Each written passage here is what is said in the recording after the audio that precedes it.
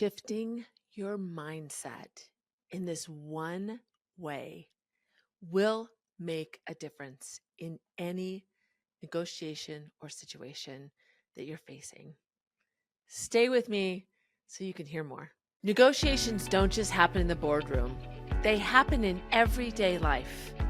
I'm Susie Tomanchuk, expert negotiator, author, and TEDx speaker. I'm glad you're here. I'm going to show you the art of negotiation without manipulation so you can level up, know your worth, and adopt a negotiator mindset. Let's go.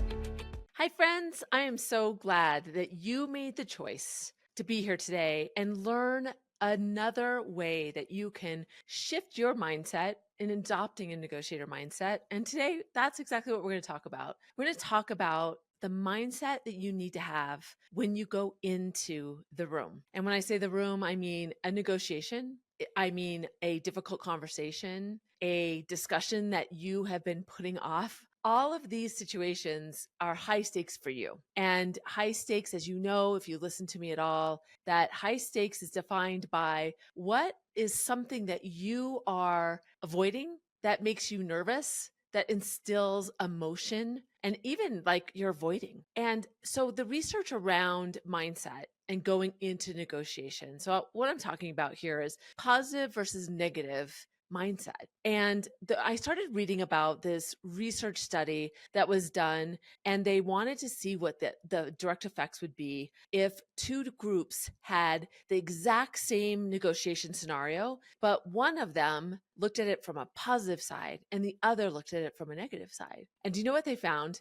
Well, the one group they'd have this very sophisticated negotiation scenario that they were all following. And the one group would look at all of the positives before they went in, all of the upside if they got the deal, all of the benefits to them, to their company, all of the takeaways that would be positive for their side. And the other side, they looked at all the risks, all the things that if they don't get the deal, that will be the detrimental effect to the company, to themselves. And so just that focus right before they went in, one looking at, they'd both studied exactly the same, but one looking at the upside and the other groups looking at the downside. And time after time, what they found was the people that looked at the upside and the positive, they had a very specific goal that they were going to, and it would always get it or exceed it. And most of the time exceed it. And the ones that looked at the negative would get to the goal because that was the specific thing they needed to do, but they would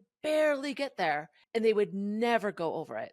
So what they surmised from this research is that when you have a positive mindset and you look at what are the positives of the situation, what it does is it releases, it's that scarcity mindset. It gives you that abundance mindset. It makes you think about having confidence. It gives you it gives you a stronger word association. So you tend to use more confident words. It keeps you objective because you're not worried about what could be. You're looking at what is going to be. So positive, I think about this a lot because when you have a negative, let's look at the other side. When you have a negative mindset or a scarcity mindset, you're so focused on the deal that you are not able to expand your creativity. You're not illustrating to the other side that you're open to anything because you're so afraid. So they're more likely, when they feel like the other side is not being open, they're more likely to pull back as well. So if you have a positive mindset, it's helping you, giving you confidence, having clarity,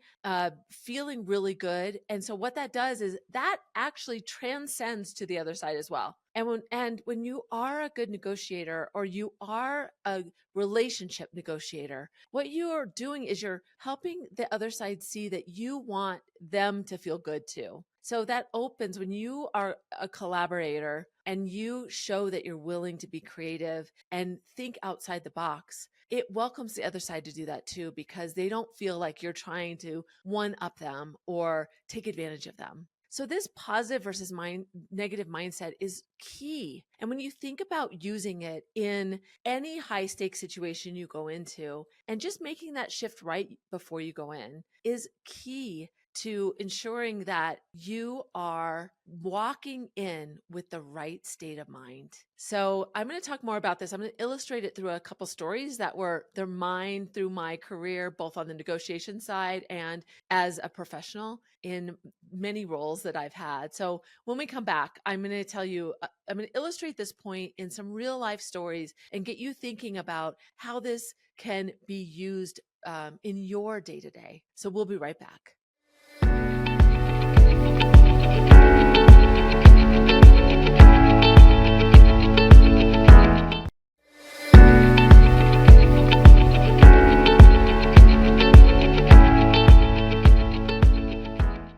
All right. So I can remember so many times that a negative mindset got in my way and how a positive mindset really unlocked some opportunities. And the first one is about a negotiation. I remember we were negotiating with a big media company, 3 letters movie company, still in existence. And we're working with a really tough negotiator on the other side. In fact, she not only was a lawyer, she was just so good at her game in the business side. She had a lot of resources on her side to help her. And she had a lot of leverage because this programmer had a lot of weight because they had a ton of great content. So she definitely used that to her advantage. And I remember she would give these really, really difficult asks that were things that we just couldn't do, like out of our control. And one of them was getting the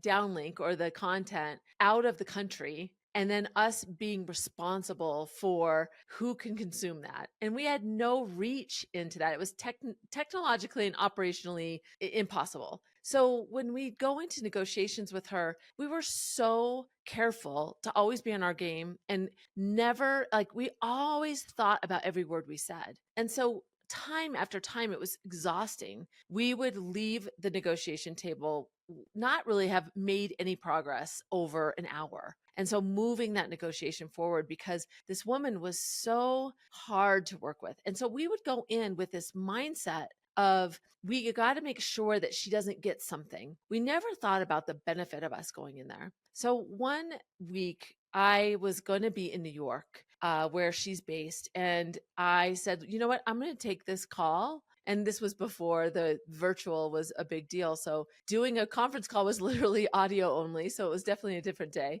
And I went into the office and I said, you know, I want to go in and really frame the conversation in a positive way and get us to think about it more holistically on both sides. So I went, I spent some time with her. I had lunch with her. And before I walked in, thought about all the things that we could benefit from if we got this deal. And, you know, making that connection with her, framing the goal, and getting my mindset right opened up hers as well. And it allowed her to hear us better. It was like amazing to me to think that that tweak could really make a difference, because before then, I really understand it now. And it's not that far of a stretch for me to imagine. But back then, I remember being like, oh my gosh, that blew my mind, that shifting my mindset could make such a huge impact. All right. So this second example was with a client of mine. The other day, she had contacted me because she has been in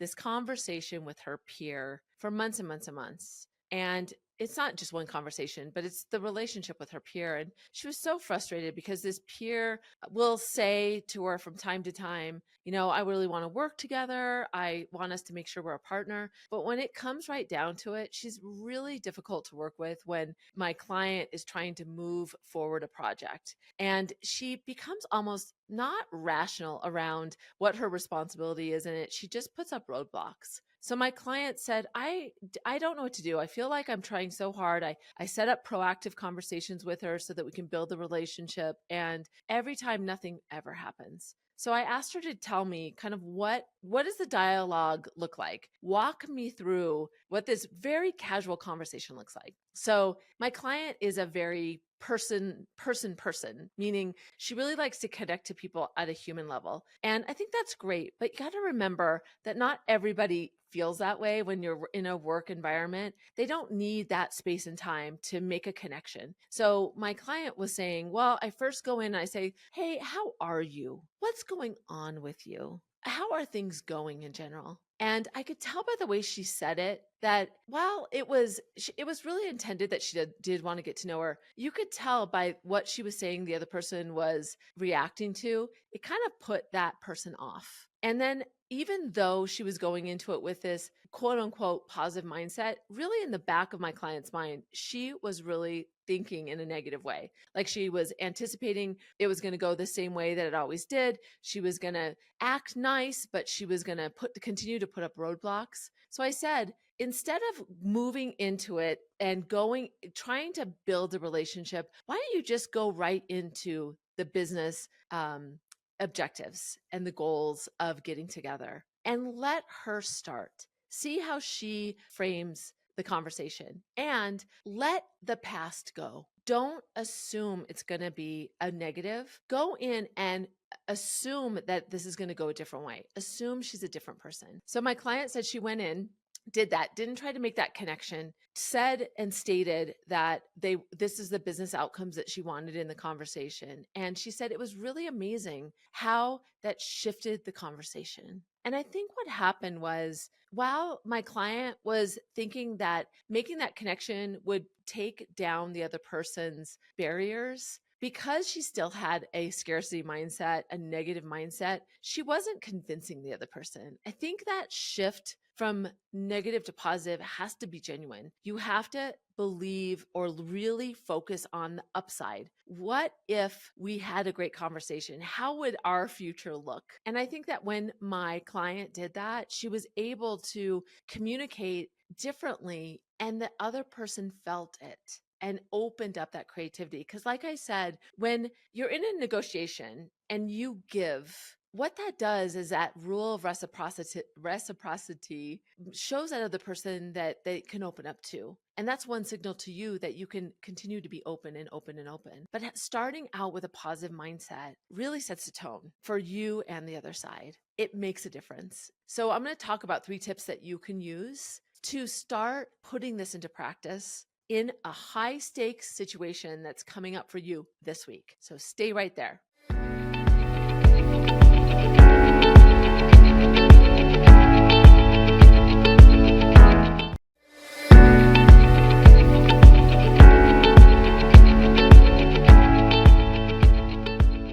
So the first tip is about framing. And framing is super important. And it's not just framing it to the person when you first walk in and helping them understand where you want to get in the discussion and your goals. But framing starts for yourself before you walk in. Think about the frame for yourself. What are you going to say to really set up the conversation to be really positive? And this is critical to think about, because when we're looking at or focused on what could go wrong, we tend to start with those things. So leave them out. Look at how you're going to walk in and say to the other person, hey, listen, I know we've talked about this before, or I know that we've approached this same goal together a few times. I've been really thinking about how can we do this in a way that's going to be a positive outcome for both of us. So I want to take a totally different view and work through this together. Are you open to that? That's just an example of how you could frame it up to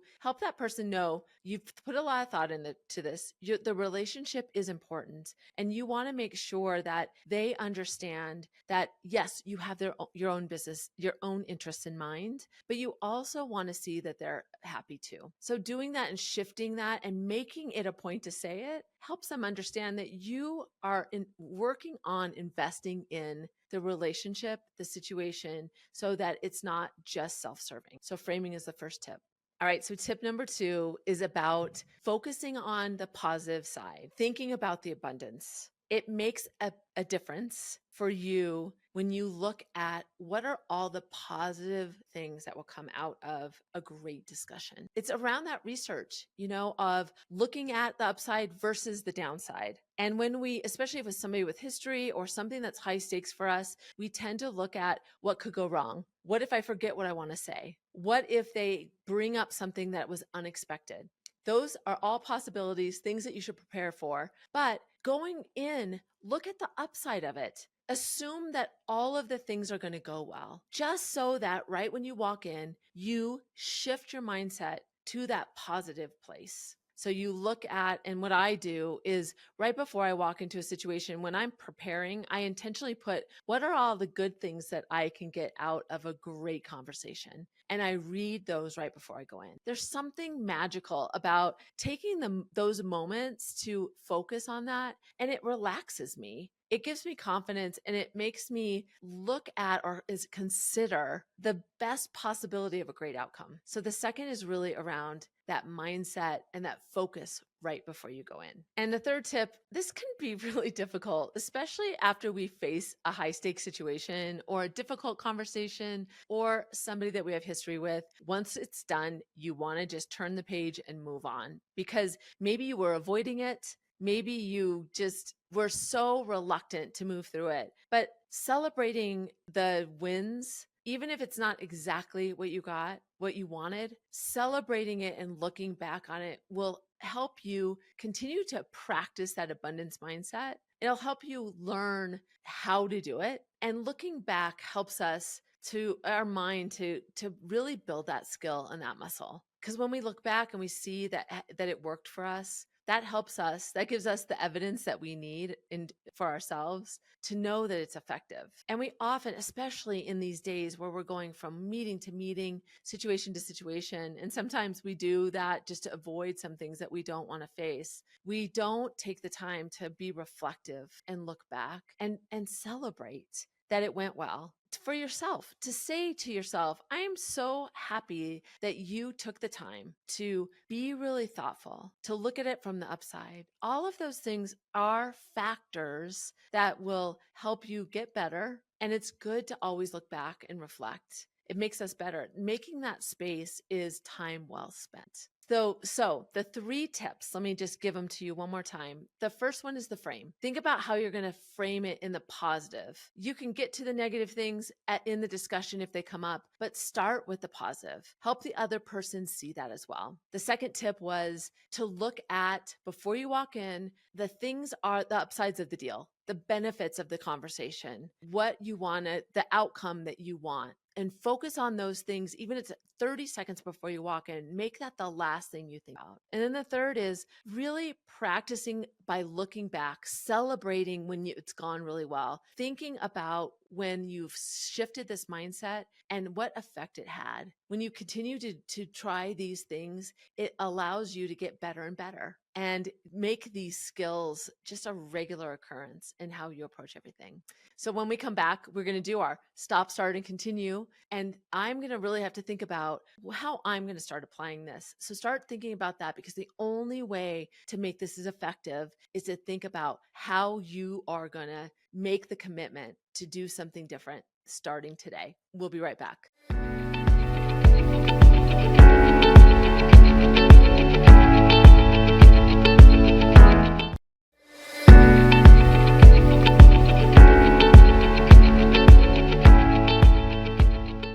All right, welcome back.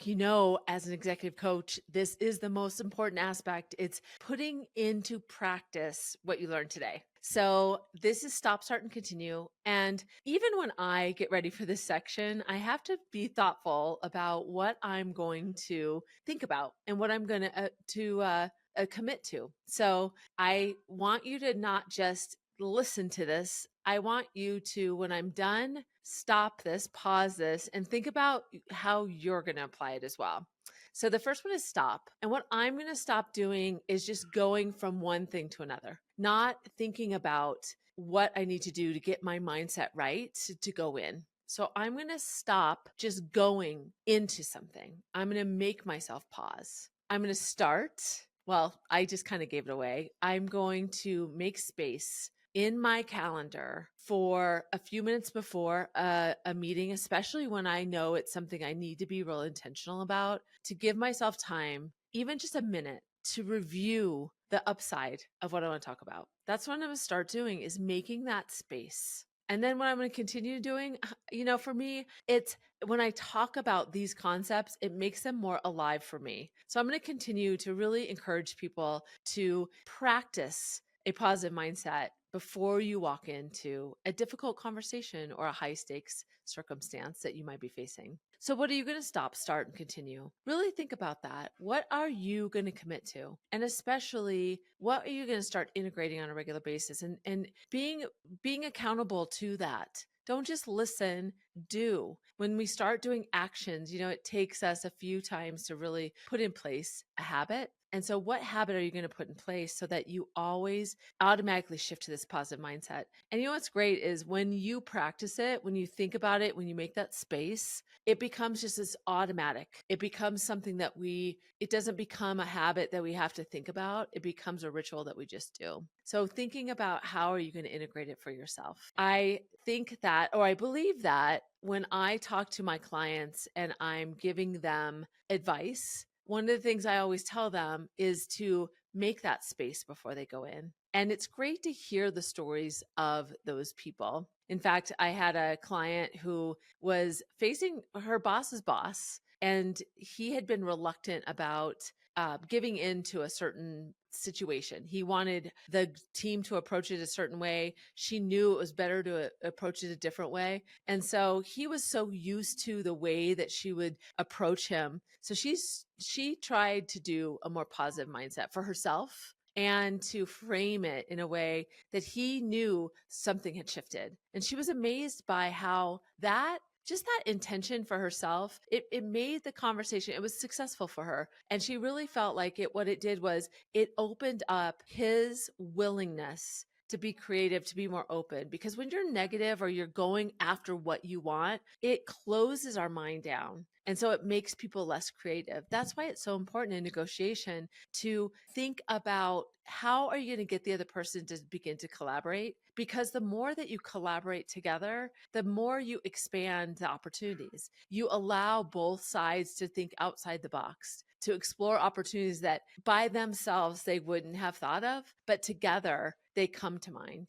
Such an important practice. And even in the moment when you feel like a conversation is going toward a negative vein and it's going in a wrong direction, making that conscious decision to say, I need to shift it now. How can I pull it back so that I can make it a more positive thing? Because that opens up our minds to be open to new possibilities. I'd love to hear your stories. I am so empowered and I'm so positively impacted when people reach out to me and tell me how they utilized some of the practices I talk about here. So share your story. I'd love for you to do that. You can go to negotiationlove.com and you can connect with me there. That's a great way to find out more about me, but just to drop me a line, drop me a note, tell me how you're using it, and I'll talk about it here as well. And as you go through your day, I want you to remember that negotiation is more than a skill, it's a mindset. Until next time.